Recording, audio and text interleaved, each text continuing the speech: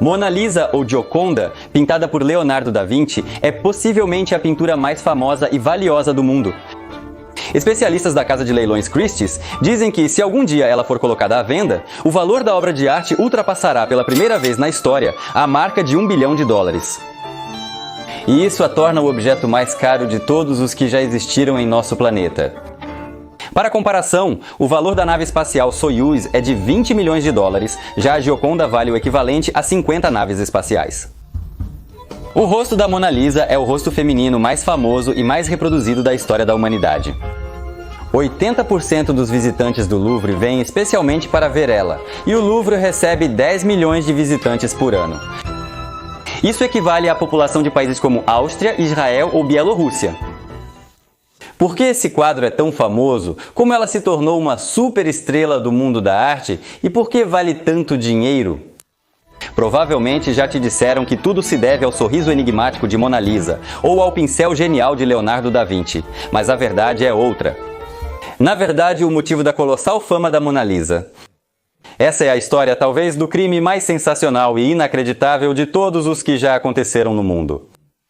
Esta é a história de uma tempestade perfeita, quando diversos fatores convergiram em um único ponto, criando uma tempestade de informações que se propagou globalmente.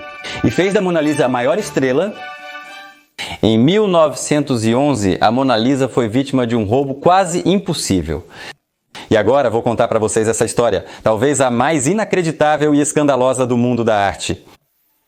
Leonardo da Vinci pintou sua Gioconda em 1505, há mais de 500 anos. Ainda não há consenso sobre quem é retratado nessa pintura. Uma teoria sugere que a pessoa retratada é Salai, o amado de Leonardo, usando roupas femininas. A favor dessa teoria está a semelhança entre Salai e a Gioconda, além do fato de Leonardo ter deixado o quadro como herança para ele. No entanto, recentemente, os estudiosos de arte concordam que a Gioconda é o retrato da esposa do comerciante florentino Francesco del Giocondo, Lisa Gherardini. Florença é o lugar onde Mona Lisa nasceu e para onde ela retornará no final da nossa história. Após a morte de Leonardo, o quadro foi comprado pelo rei francês Francisco. Ele pagou por ela uma quantia fabulosa para a época, 4.000 escudos. Isso equivale a aproximadamente 1,5 kg de ouro, que atualmente vale cerca de $100 mil.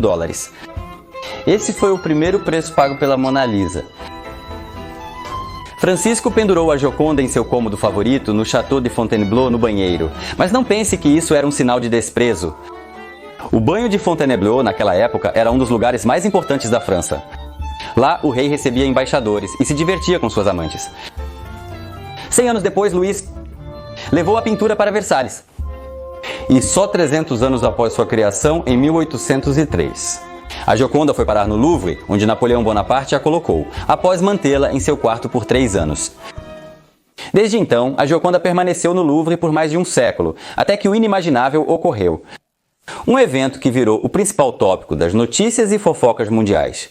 Por mais de meio ano, no dia 21 de agosto de 1911, a Mona Lisa foi roubada do Louvre. E para que você entenda melhor como os acontecimentos seguintes se desenrolaram, vou lhe contar sobre o mundo e a França do início do século XX. Isso vai lhe dar uma visão mais completa do que aconteceu depois. E vamos começar com a própria Gioconda. Até 1911, a Gioconda, apesar de ser considerada uma obra-prima, não era especialmente famosa. Ela estava entre outras pinturas no Louvre, e apenas raros conhecedores de arte se encantavam com ela. Naquela época, as pessoas comuns desconheciam a Gioconda. Naquela época, ninguém no mundo ia ao Louvre especialmente para ver a Gioconda. No início do século XX, o público tinha outros gostos. Eles preferiam as belas mulheres de Rafael, Murilo e Tiziano. Por exemplo, a Sagrada Família de Rafael era avaliada na época 10 vezes mais do que a Gioconda de Leonardo. E a verdadeira estrela do Louvre era a Ascensão da Virgem Maria de Cristo Murilo. Era justamente esse quadro que atraía os amantes da arte ao Louvre naquela época. Naquela época, eles eram poucos e as salas do Louvre estavam quase sempre vazias. Os parisienses comuns não iam a museus por falta de recursos, tempo ou vontade. Tinham outras preocupações. Quanto aos especialistas em arte, mesmo eles naquela época tinham certeza de que a Mona Lisa não era a melhor obra do grande Leonardo. Considerava-se que a melhor obra era o afresco A Última Ceia em Milão ou O Salvador do Mundo, para o qual Salai, o amado de Leonardo, serviu de modelo. Então vamos começar nossa história em 21 de agosto de 1911. Na segunda-feira, quando o Louvre está fechado para visitação, Louis Béroud, um artista francês, foi trabalhar em uma cópia da Mona Lisa. Isso era algo comum. Artistas e estudantes daquela época frequentemente copiavam obras dos grandes mestres para praticar ou para vendê-las aos turistas. Louis Béroud entrou na sala da Gioconda por volta das 8 da manhã, mas no lugar do quadro viu apenas um espaço vazio e pinos de ferro na parede. Irritado, ele se dirigiu aos funcionários do museu, mas eles apenas desdenharam, dizendo que o quadro provavelmente estava com os fotógrafos. Era uma prática comum na época. Sem fotografia digital, cada cópia era praticamente única, usada para imprimir cartões postais ou folhetos. As cópias não eram duráveis, então os quadros eram frequentemente retirados da parede para novas fotografias. Para facilitar, todas as pinturas, mesmo as mais valiosas, ficavam penduradas na parede em ganchos comuns. Então, os funcionários não se importaram com o sumiço do quadro. Calmamente foram verificar quem o pegou. Você consegue imaginar? Naquela época, os funcionários do museu podiam tranquilamente, a qualquer momento, tirar qualquer quadro da parede e levá-lo para onde precisassem. Mas nem os restauradores, nem os fotógrafos do museu conseguiam encontrar a Gioconda. Os seguranças ficaram preocupados. Mas, você entende, ninguém tem vontade de informar a direção que durante seu plantão ocorreu o roubo de uma obra-prima nacional. Eles ainda procuraram o quadro por algumas horas antes de relatar o incidente à direção. Para piorar, Théophile Moll, diretor do Louvre, havia declarado que era impossível roubar qualquer coisa do museu. Seria como roubar o campanário de Notre Dame, dizia ele. Logo, ele e toda a equipe do Louvre serão demitidos. Por ora, o diretor não consegue crer que o quadro foi roubado. Assim, só anuncia o ocorrido na manhã seguinte, na esperança de que a obra seja encontrada e o caso abafado. O Louvre finalmente é fechado, todos os funcionários são revistados e interrogados, mas em vão. À noite, uma descoberta alarmante é feita na escada de serviço, a moldura da Mona Lisa e a caixa de vidro que a protegia contra vândalos. E só então ficou definitivamente claro. O impossível aconteceu. A Gioconda foi roubada do Louvre. Estourou um escândalo terrível. O Louvre foi fechado por 2 semanas e todos os jornais vespertinos de Paris, na terça-feira, saíram com manchetes sensacionais na primeira página. Sensação! A Mona Lisa foi roubada do Louvre. E para que vocês entendam o quão fenomenal foi o roubo do Louvre, vou contar para vocês sobre o mundo e a França do início do século XX. Aqui, alguns pontos são importantes para nós. Primeiro, naquela época, Paris era o berço mundial da arte e da cultura. Apenas 20 anos antes, em Paris, aconteceu a Exposição Universal, para a qual foi construída a Torre Eiffel como arco de entrada. Sim, e a deixaram bem no centro da cidade. Os artistas, escritores e atores mais proeminentes e talentosos iam para Paris, estabelecendo-se em Montmartre, buscando revolucionar nossa compreensão de arte. E o coração, o verdadeiro centro e guardião da arte de Paris, era o Louvre. Apesar de muitos artistas da época, como Picasso, verem os museus como túmulos da arte, o Louvre permanecia sendo o repositório de tudo que os franceses colecionaram ao redor do mundo. Após anos de conquistas e aquisições. Em 1911, o Louvre era o maior, o mais cobiçado e, como parecia na época, o museu mais bem protegido do mundo. Por isso, no roubo da Gioconda, na época, soou como se a lua tivesse desaparecido. Inimaginável, assustador e maravilhosamente misterioso. Segundo, a tensão pairava na Europa. 3 anos antes da Primeira Guerra Mundial. Havia um clima de desconfiança e suspeita. Os países da Europa já estavam divididos em 2 blocos. A Entente, que incluía França, Rússia e Grã-Bretanha, e a Tríplice Aliança. E a Itália, terra natal da Gioconda, a Alemanha e a Áustria-Hungria. Qualquer evento mais ou menos importante em um desses países era imediatamente percebido como uma intriga de um país contra o outro.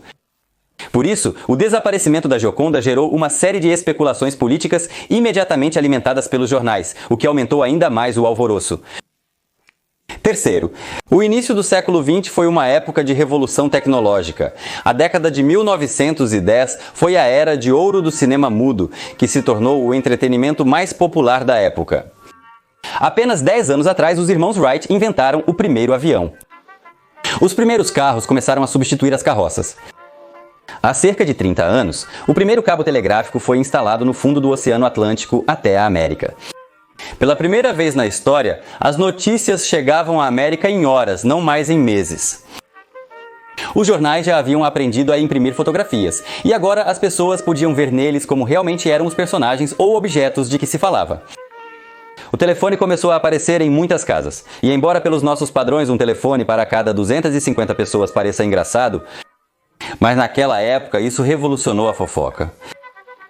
O rádio já foi inventado, mas só se popularizará em uma década. Portanto, os jornais eram o único meio de comunicação de massa da época. Assim, as fotos da Gioconda são as primeiras imagens tão massificadas na história da arte, e os boatos e especulações se espalham mundialmente na velocidade do som. Pela primeira vez, essa notícia se propaga mundialmente através das invenções mais recentes: telégrafo, telefone e automóveis. E para 90% das pessoas no planeta, a foto da Gioconda se torna a primeira e única pintura que eles já viram em toda a sua vida. E ainda por cima temperada com uma história tão escandalosa.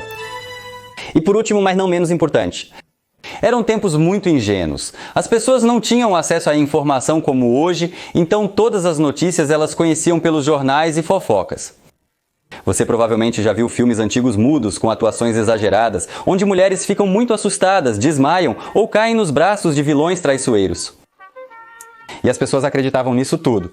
Era dessa forma dramática e pomposa que eles vivenciavam as notícias, no cruzamento entre a revolução tecnológica e superstições ainda presentes. Por isso, o roubo da Gioconda gerou uma série de teorias inacreditáveis, nas quais as pessoas realmente acreditavam. Um desses acontecimentos foi o roubo da Gioconda por um louco, desesperadamente apaixonado pelo retrato sem ser correspondido. E agora, tendo se reunido com sua amada, ele a protege e nunca mais a devolverá ao mundo. Segundo outra versão, existia uma sociedade secreta que venerava Mona Lisa como uma deusa e já havia planejado seu roubo há muito tempo. No esconderijo secreto, eles a veneram, realizam rituais e sacrifícios. Enfim, eram tempos loucos, cheios de ingenuidade, descobertas e inquietações. Mas o mais importante é que naquela época todos os fatores se alinharam em um único ponto, e o roubo da Mona Lisa se tornou uma verdadeira bomba sensacional que explodiu no mundo inteiro num piscar de olhos. E a imprensa dos dois lados do Atlântico já no dia seguinte literalmente explodiu com manchetes chocantes sobre o roubo do museu mais importante do mundo. O mundo literalmente enlouqueceu. Por toda Paris foram colados cartazes sobre o desaparecimento da Gioconda.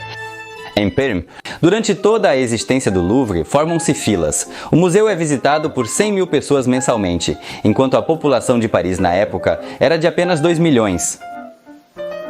As pessoas iam ao Louvre só para ver o lugar vazio. Na verdade, esse foi o primeiro performance de sucesso do mundo, o quadro inexistente. Os humoristas brincavam que a próxima da lista era a Torre Eiffel. Durante um mês inteiro, o jornal publica uma reprodução da Gioconda na primeira página. Também surgem e ganham popularidade músicas sobre a Gioconda. Eles cantam ironicamente que ela não pode ser roubada, pois a protegem o tempo todo, exceto às segundas-feiras. O rosto da Mona Lisa aparece em anúncios de tudo, desde cigarros até espartilhos. Jornais apresentam teorias conspiratórias alegando que a Alemanha roubou a Mona Lisa intencionalmente para humilhar a França e expor sua fragilidade. A Alemanha acusa a França de provocação em resposta. Os países, em lados opostos, trocam ameaças entre si. Tudo isso é publicado nos jornais e espalhado por fofoqueiros nos salões. Médiuns reviram os olhos e profetizam o fim do mundo iminente devido à perda da nossa Madonna. As pessoas deixam flores na parede vazia do Louvre como em um cemitério e compram cartões postais da Gioconda como pães frescos. Em 1911, são lançados 3 filmes sobre o roubo do Louvre, todos com grande sucesso. Em 1912, em Paris, um carnaval foi organizado em homenagem à Mona Lisa. Você consegue imaginar o alvoroço que essa história causou? Nenhuma outra pintura no mundo, nem antes nem depois dessa história, recebeu uma publicidade tão grandiosa quanto a Gioconda roubada. E vemos que isso só trouxe benefícios. Enquanto isso, a polícia de Paris mobilizou todas as forças para as buscas. Os portos da França e estações de Paris estão temporariamente fechados, e todos os navios, trens e automóveis partindo de Paris e das costas francesas estão sendo revistados. Como quase um dia se passou desde o roubo até o anúncio, alguns navios e trens já haviam partido. A polícia de Paris entra em contato com todos os países de destino, e estes organizam a revista dos trens e navios já no local de chegada. Na verdade, esses foram os primeiros indícios da Interpol. Até mesmo o transatlântico do grande Kaiser alemão Guilherme, que zarpou de forma tão suspeita um dia antes do roubo, foi detido no cais de Nova York e submetido a uma minuciosa revista um mês depois. Até 60 policiais foram designados para a investigação. No comando estava uma verdadeira lenda daquela época, uma espécie de Sherlock Holmes da França, Alphonse Bertillon. O público não tem dúvidas, se Bertillon assumiu o caso, ele será resolvido. E Bertillon começa a trabalhar com energia no caso. Em primeiro lugar, ele interroga todos os funcionários do Louvre, atuais e antigos, e descobre a pista número 1. No dia do roubo, um funcionário do Louvre viu um homem estranho na escada de serviço, usando um avental de trabalho branco. Ele reclamou que a porta onde estava sentado não tinha maçaneta, e o técnico abriu a porta para ele com seu alicate.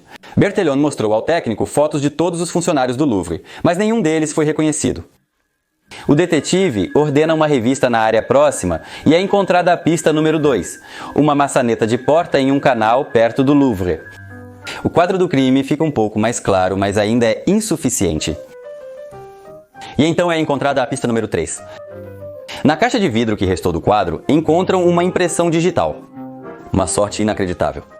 É importante ressaltar que a dactiloscopia, método recém-surgido na época, já havia conquistado o reconhecimento mundial.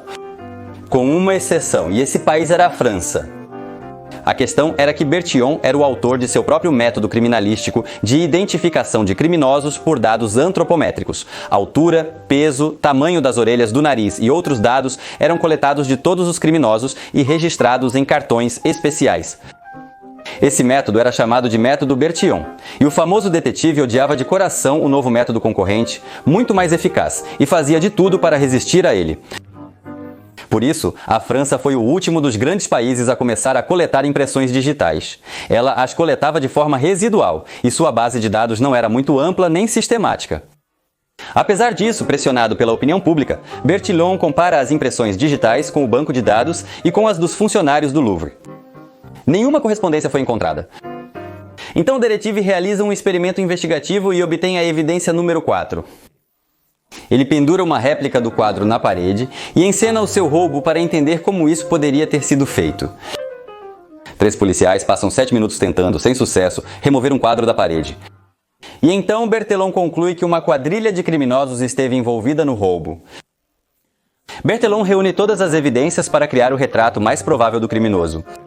O detetive crê que o criminoso é um sofisticado amante das artes, inteligente e rico, capaz de apreciar a estética da obra-prima e planejar meticulosamente o crime. Organizar e financiar um crime tão ousado e inacreditável, e ao mesmo tempo não deixar nenhum vestígio.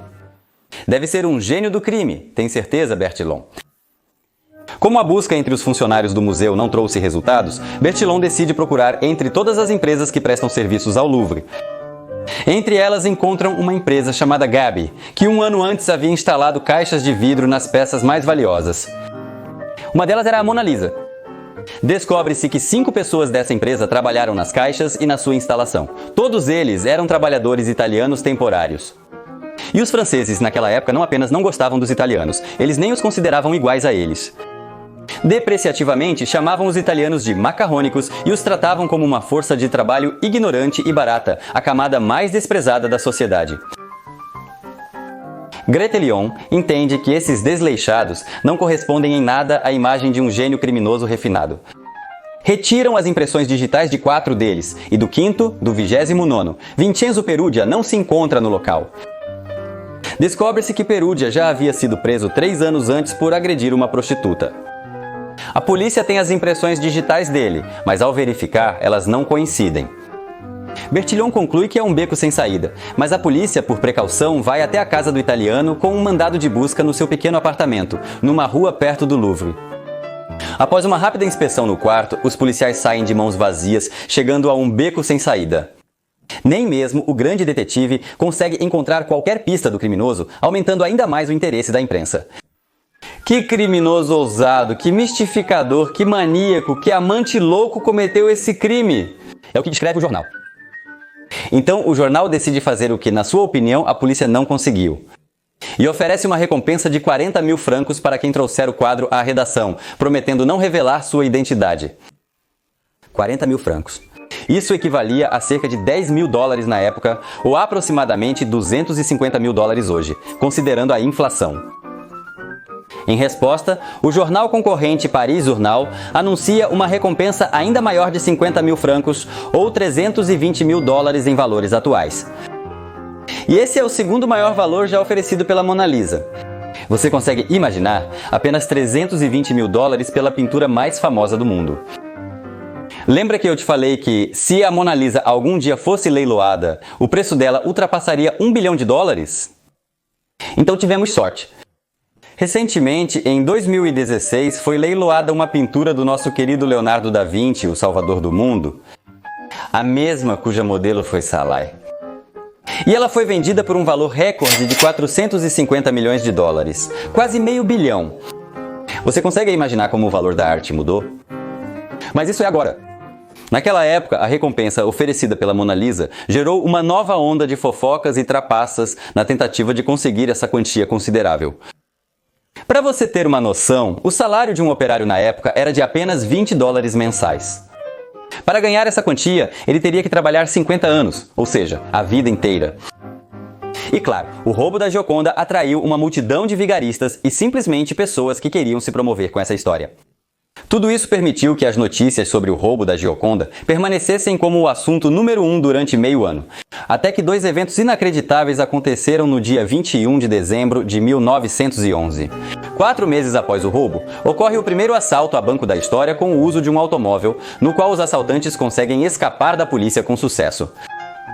E 3 meses depois, em 15 de abril de 1912, o Titanic naufraga. Aos poucos, o roubo da Mona Lisa sai das manchetes dos jornais. E assim continua por mais 2 anos, até que Gioconda volta a ser a principal protagonista de todas as capas de jornais do mundo. 2 de dezembro de 1913, Florença, Itália, o lugar onde nasceu a Gioconda. Alfredo Geri, dono de uma loja de antiguidades em Florença, recebe uma carta na qual está escrito: "A verdadeira Gioconda está comigo, quero devolvê-la", e a assinatura: Leonardo Vincenzo. O carimbo na carta indica que ela foi enviada de Paris. Geri, sendo antiquário, já viu muitos vigaristas em sua vida. Apesar de não acreditar na veracidade, ele responde à carta expressando disposição para se encontrar em Florença. Logo, ele recebe uma segunda mensagem do misterioso Leonardi, onde este lhe propõe um encontro no Hotel Trípoli, que já fica em Florença.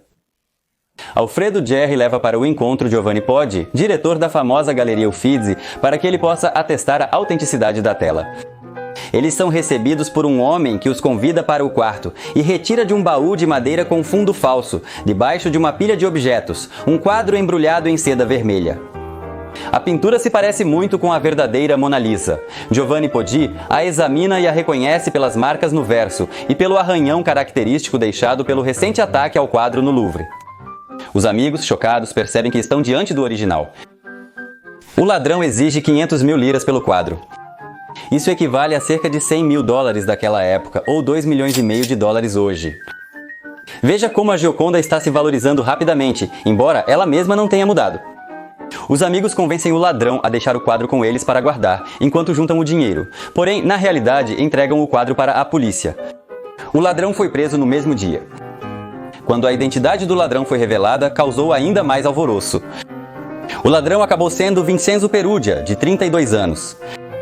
Aquele mesmo mestre que construiu a caixa de vidro para a Gioconda, aquele mesmo desprezado trabalhador italiano, na casa de quem a polícia fez uma busca tão mal feita. Aquele mesmo macarroneiro analfabeto que não se encaixava na imagem de um gênio criminoso refinado, desenhada por Alphonse Bertillon. E Perugia guardou a Gioconda por mais de 2 anos em um baú de madeira comum com fundo falso, em sua casa, logo na esquina do Louvre. Você vai perguntar, por que as impressões digitais não coincidiram? E a resposta vai te surpreender. A polícia de Paris cometeu um erro fatal e confundiu as mãos de Perugia ao tirar as impressões digitais dele depois do incidente com a prostituta. Como resultado, a impressão da mão esquerda no vidro foi comparada com a impressão do polegar direito de Perugia. Isso porque Bertillon não dava importância às impressões digitais e as coletava de forma descuidada para o arquivo.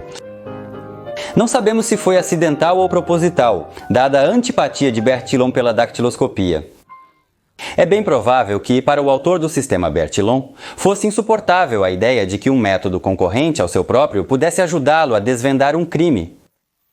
No entanto, vemos talvez a situação mais irônica da história, quando a arrogância e o esnobismo dos detetives não lhes permitiram enxergar a verdade que estava bem diante de seus olhos.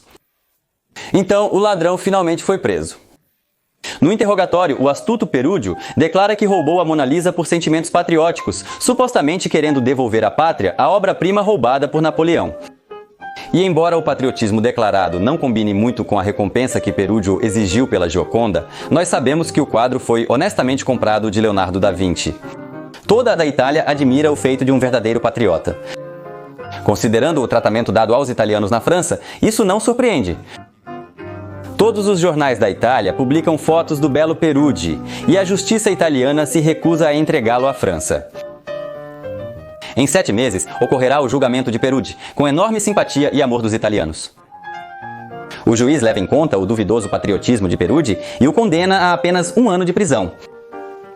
Os advogados de Peruzzi entram com um recurso e o tribunal reduz a pena para 7 meses, já cumpridos na prisão. Naquele momento, o famoso ladrão é solto diretamente na sala do tribunal.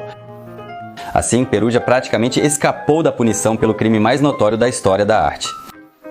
Anos depois, ele retornará à França, onde passará o restante de sua vida. Depois da restauração, a pintura retornou triunfalmente à França após ser exibida em Florença, Roma e Milão. O Hotel Trípoli, onde o ladrão morava, foi renomeado para a Gioconda. A imprensa iniciou uma nova onda de histeria em torno da obra.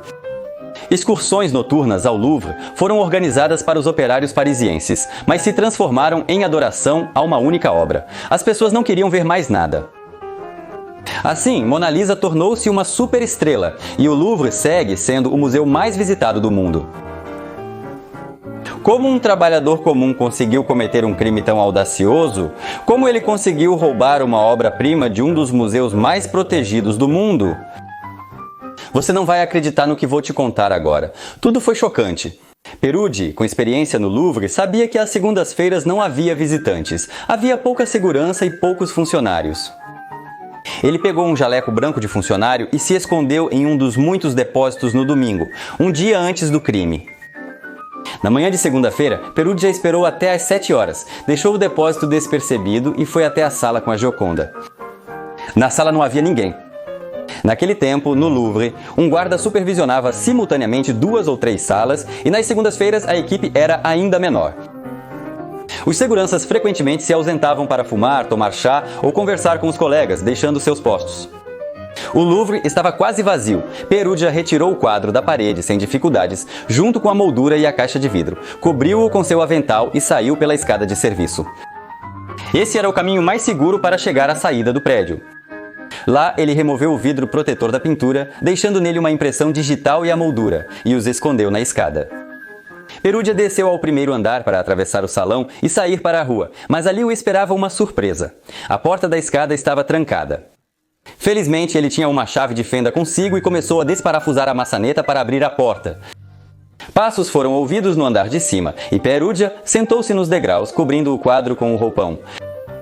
Um operário desce de cima, o mesmo que viu uma pessoa estranha na escada.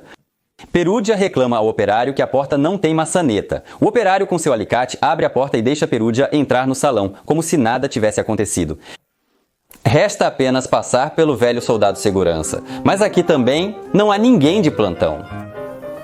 O ladrão sai calmamente do Louvre pela porta, joga a maçaneta da porta no canal mais próximo e leva a Gioconda para seu apartamento a 200 metros do Louvre, onde ela ficará escondida.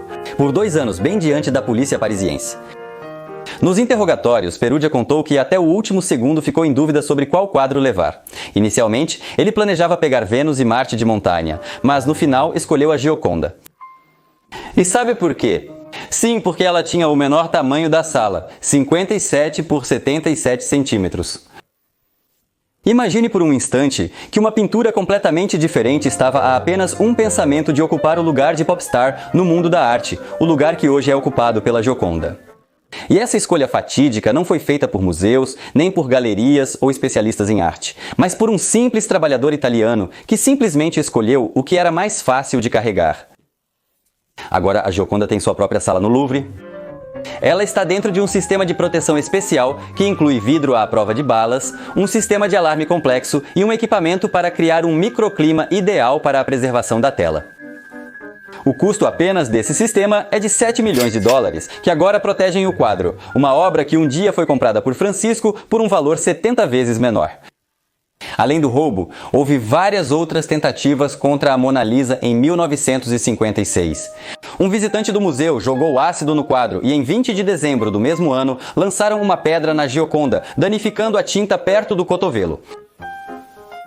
Depois desses dois incidentes, colocaram a Mona Lisa atrás de um vidro à prova de balas. No entanto, em 1974, numa exposição em Tóquio, uma mulher tentou borrifar tinta spray na tela. E em 2 de abril de 2009, uma russa maluca, nossa compatriota, que não conseguiu a cidadania francesa, atirou uma xícara de barro no vidro. Bem, pelo menos sem chá. Em 1962, a Mona Lisa foi segurada por 100 milhões de dólares americanos, equivalente a cerca de 800 milhões de dólares americanos atualmente. Segundo a administração do museu, o quadro não está segurado por ser considerado inestimável e impossível de ter um valor atribuído. Isso soa muito bonito. No entanto, há rumores de que o quadro está, sim, segurado, e o valor do seguro seria de fantásticos 2,5 bilhões de dólares. Assim como o resultado da escolha aleatória de um simples operário italiano. O valor da Gioconda aumentou 2,5 milhões de vezes. Espero que você tenha gostado dessa história. Da próxima vez falaremos sobre o quadrado negro de Malevich. Você só vai precisar de 20 minutos para entender de uma vez por todas se realmente existe aquela escuridão cósmica nela, como dizem alguns. Ou será que a questão é outra, afinal de contas? Será interessante. Curta, inscreva-se no canal e principalmente comente. O que você acha? O valor da Mona Lisa está no seu sorriso ou na fama que ela ganhou no início do século passado?